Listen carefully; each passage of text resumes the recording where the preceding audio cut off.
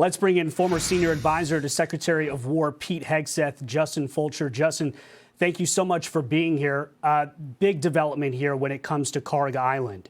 90% of Iran's oil comes from that island. When you hear CENTCOM saying that they've obliterated 90 military targets there and that the United States has sent 2,500 Marines to that region now, what can you tell us about what the next step here is militarily, you think? Well, I think what we've seen is that Kharg Island is, of course, the economic lifeline of Iran. And if that is threatened, hopefully that would bring Iran to realize that escalation is not the right path here. That being said, I think it's very clear by President Trump choosing to preserve that infrastructure, he's allowing the Iranian regime an off-ramp here to peacefully end this with negotiations. That being said, he will be prepared to exercise whatever is required to either secure or destroy the facilities on Kharg Island. You know, the Strait of Hormuz, 20% of the world's oil supply runs through that strait.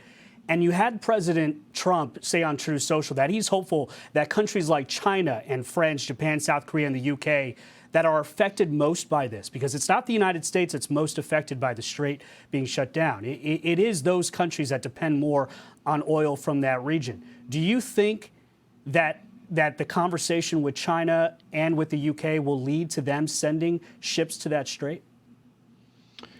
Well, I think President Trump has made it clear that there is a coalition forming to secure the commercial transit through the Strait of Hormuz. This is an absolutely critical choke point, and like you said, it's certainly more important for other parts of the world and the energy flow. That being said, I think the world is looking for America's leadership here with President Trump, and I do think that we will see a coalition form to make sure that secure transiting of the Strait of Hormuz is possible very soon. They're talking, the president in his Truth Social said that they're obliterating essentially the shoreline.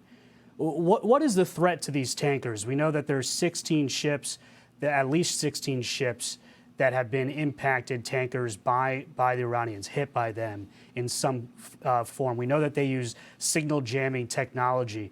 They cause chaos in that area, in that strait.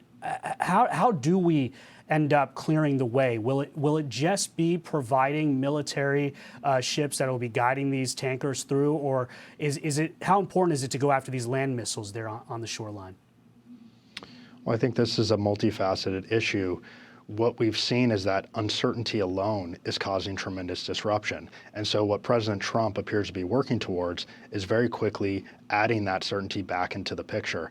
And so, of course, the U.S. military has done a tremendous job under Secretary Hegseth's leadership of eliminating numerous military targets where Iran could pose additional threats. That being said, the uncertainty is one of the biggest threats now to commercial shipping. And if President Trump continues to rally a coalition to secure the Strait of Hormuz, I think that we'll see confidence regained in commercial shipping, and we'll see that energy flow and commercial flow continue very soon.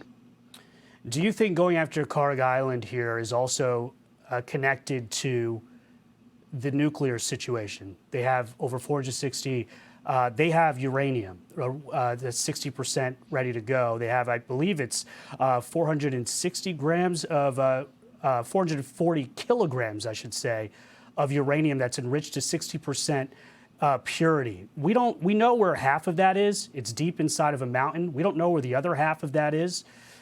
Do you think that holding Kharg Island like this has everything to do with making sure we find and get that uranium? I think it absolutely does. I mean, President Trump has been very clear from the beginning that preventing Iran from developing any sort of nuclear capabilities and weapons is absolutely off the table.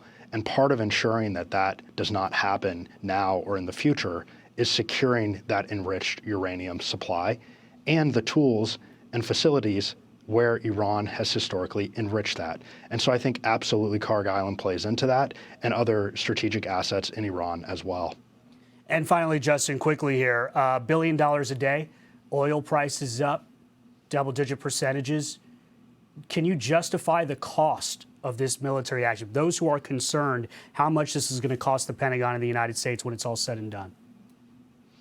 Well, we've seen tremendous military and political progress over the past 2 weeks, and I think the cost can definitely be justified. Of course, this is not a forever war that the president is getting us into. That being said, right now Iran has been completely neutralized militarily, and as we see, as this conflict progresses, I think that the regime situation there will be something that promotes stability and peace in the Middle East like never before. Yeah, we'll continue to follow it. Justin Fulcher, thank you so much for joining us today. Appreciate it. Be sure to like and subscribe for all the Fox News latest on YouTube and catch full shows streaming now on Fox One.